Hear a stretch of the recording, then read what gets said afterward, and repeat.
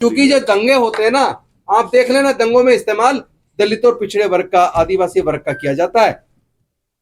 जो वो लोग बड़ी बड़ी कुर्सियों पे बैठे हैं, जिनके परिवार से लोग सुप्रीम कोर्ट, हाई कोर्ट में जज हैं, जिनके परिवार मंदिरों के अंदर पुजारी हैं, जो लोग सारी बड़ी कुर्सी पे बैठे हैं, उनके बच्चे कभी आपको दंगे में नहीं मिलेंगे, धार्मिक जुलूस में नहीं मिलेंगे। तो यहाँ जो इस्तेमाल किया जा रहा है देश के दलितों, पिछड़ों, आदिवासियों का किया जा रहा है, तो मरने वाले भी है, मारने वाले भी है, जेल जाने भी है वाले भी है, और वो लोग अपना आराम से शासन कर रहे हैं, सारे देश के संसदों पे कब्जा करके बैठे हैं। इसलिए इस बार किसी भी कीमत पर बेवकूफ नहीं बनना। अपने बच्चों को ऐसी धार्मिक जुलूसों में मत भेजो, अपने बच्चों को ऐसे दंगों में इस्तेमाल मत होने दो। ये मेरी आप सबसे हाथ जोड़। चुनाव को जीतने के लिए ये अगर जो लोग पुलवामा करवा सकते हैं, वो चुनाव को जीतने के लिए क्या पता कितने लोगों को मरवा दें, कितने दंगे करवा दें, कुछ नहीं पता किसी का इनका।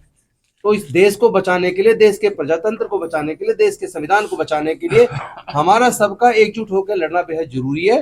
विजय माल्या खुद बीजेपी को 37 करोड़ रुपए बकायदा चेक से दे के भाग गया। तो इनके जो लोग हैं जिन्होंने देश का पैसा लूटा है और उसके बाद फिर देश को पूरी तरह बर्बाद करने वाली सरकार, वो इस भरोसे में, उसको इतना भरोसा कैसे है कि पिछली बार का 300 पार तो 300 पार आ गई, अब वो कह रहा है 400 पार। अरे तुम कह दो ना कि 543 सीटें, 543 की सारी जीत जाओगे, क्योंकि हमें तो पता है ये भरोसा आपके अंदर ईवीएम से आता है। ईवीएम के अंदर जो प्रोग्रामिंग की जाती है और सॉफ्टवेयर से जो उसमें डाला जाता है ईवीएम मशीन के अंदर, उस ईवीएम मशीन में टाइमर क्यों है? क्योंकि डेट और टाइम के हिसाब से आप वो सेटिंग कर दी जाती है, प्रोग्रामिंग कर दी जाती है कि चुनाव की डेट और टाइम डाल के कि कितने बजे से कितने बजे के बीच 50% या कितने % वोट चुरा के वहां से बीजेपी को देना है। तो उस भरोसे पे वो कह रहे हैं अब की बार 400 पार।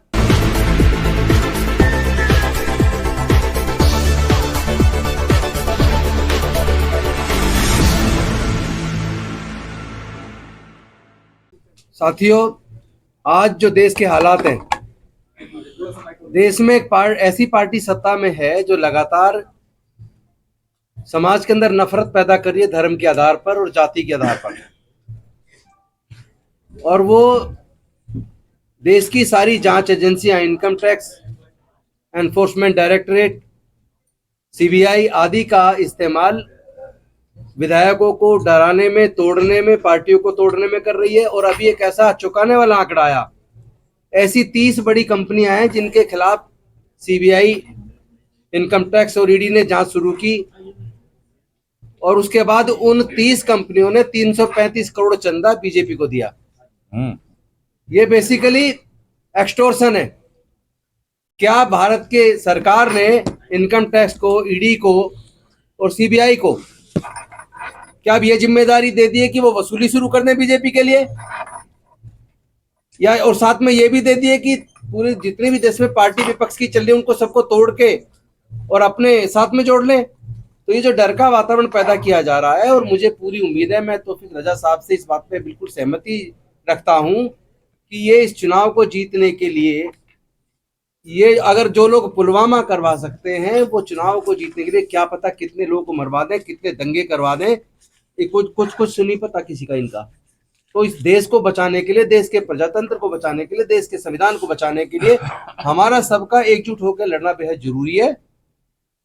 और विजय माल्या खुद बीजेपी को 37 करोड़ रुपए बकायदा चेक से दे के भाग गया। तो इनके जो लोग हैं जिन्होंने देश का पैसा लूटा है और उसके बाद फिर देश को पूरी तरह बर्बाद करने वाली सरकार, वो इस भरोसे में, उसको इतना भरोसा कैसे है कि पिछली बार का 300 पार तो 300 पार आ गई, अब वो कह रहा है 400 पार।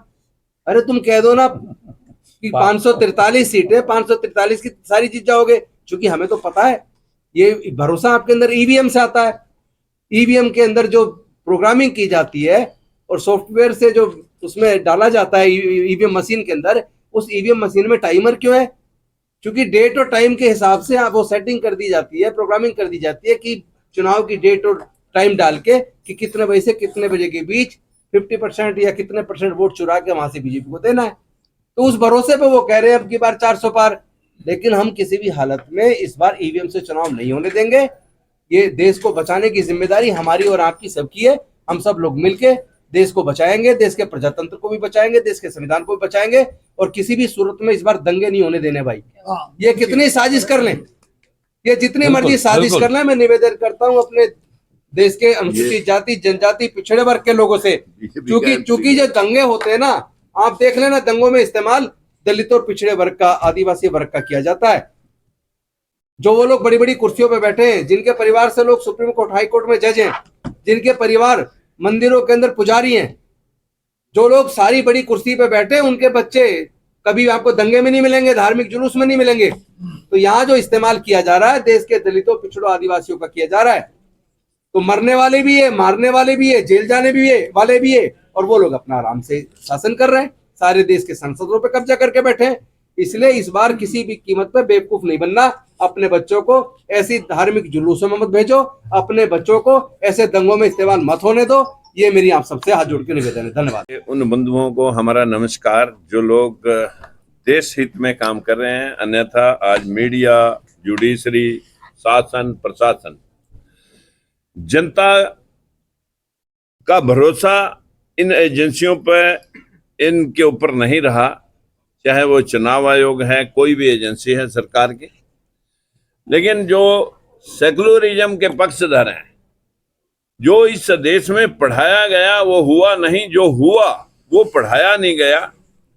इस देश की स्थिति को ध्यान में रखते हुए जब ये अखंड भारत देश किसी ने बनाया था, तो आज इसका खंड खंड करने में जो असमानता, जो गैर बराबरी, जो भेदभाव और शोषण के शिकार कौमें हैं, उनको धर्म के नशे के माध्यम से आज देश के अंदर नफरत का माहौल बना करके बच्चे बच्चे को सिर्फ धर्म की घुट्टी के माध्यम से लोग राजनीतिक शतरंज खेलने के जिस प्रकार से प्रयास कर रहे हैं। आज मुद्दा महंगाई, बेरोजगारी, किसानों की दोगुनी आमदन, बेरोजगारों की 2 करोड़ नौकरियां, या आज महंगाई, गैस पेट्रोल के दाम, भ्रष्टाचार, ये मुद्दे अब देश के नहीं हैं। अब मुद्दा है देश का राम भद्राचार्य वहीं उस दिन प्राण प्रतिष्ठा वाले दिन बीमार हो गया, तुरंत अस्पताल ले गया क्योंकि उसे राम पे भरोसा नहीं रहा। मित्रों, आज इस देश को रोजगार चाहिए था, बराबरी चाहिए थी, सिमिलरिटी चाहिए थी। हमारा आप सब साथियों के माध्यम से जो निष्पक्ष मीडिया आज यहाँ पर मौजूद है, हम आपको सैल्यूट करते हुए आपका के आभारी हैं कि देश की वो दुखती रंगें जिसमें आज बैकवर्ड क्लासेस की हिस्सेदारी 52% की जगह आज 60% यूपी में निकला। लेकिन वो पलटू राम जी उधर ही चले गए। जो लोग जातिगत जनगणना की बात कर रहे थे, इस देश में जातिगत जनगणना 100% आरक्षण, सभी का हिस्सा सबको मिले, हर जाति में पढ़े लिखे लोग हैं। इस व्यवस्था के पक्षधर के एक परिवार में एक रोजगार की सुनिश्चितता चाहिए थी। इस देश में किसान जो आज सड़कों के ऊपर बैठ करके गोलियों का शिकार हो रहा है, उसकी हिफाजत के लिए उसकी एमएसपी लागू होनी चाहिए थी। आज देश में ईवीएम के ऊपर जब भरोसा नहीं रहा, वो हट जानी चाहिए थी। लेकिन क्या हम सब लोग जो आज यहाँ पर जमा हुए, इकट्ठे हुए, जो सब ने एक मुस्तक राय बनाई, मुख्तलिफ एक आध व्यक्ति की बजाय लगभग 99.9% लोगों का सबका ये कि सेकुलर लोगों का एक मोर्चा बने और उन सब लोगों को भी इकट्ठा किया जाए जो हर प्रदेश में कोई सामाजिक समरसता और बराबरी की, शोषण और गैर बराबरी के खिलाफ जो युद्ध लड़ रहे हैं, उन लोगों का एक समावेश करके ये गठबंधन महमूद पराचा जी, बाबा साहब भीमराव अम्बेडकर के पोते भीमराव यशवंतराव अम्बेडकर और यहाँ पर राजेंद्र पाल गौतम और बहुत सारे हमारे हजरत साहब, यहाँ पर तोकी राजा साहब, सभी ने आज, हाँ जी, जसकरण जी, सभी ने आज एक मन भाव से इन फ्यूचर 1-2 दिन के अंदर एक ऐसी स्टीयरिंग कमेटी जो देश को निष्पक्ष रूप में चलाने का एक प्रयास करे और जनता का विश्वास जीत करके इन लोगों को, जो लोग इस देश के साथ शतरंज की चाल के माध्यम से इस देश को लूटने का प्रयास कर रहे हैं और वही मनोवाद लागू करना चाह रहे हैं, इस भेदभाव को खत्म करने के लिए हम एक रणनीति 1 या 2 दिन के अंदर घोषित करेंगे। एक मोर्चा तैयार करेंगे। उस मोर्चे के माध्यम से बहुत सारे राजनीतिक दल अलग अलग स्टेट में चुनाव लड़ेंगे और चुनाव लड़ करके जनता का विश्वास लेकर के इस तानाशाही सरकार को हटाएंगे।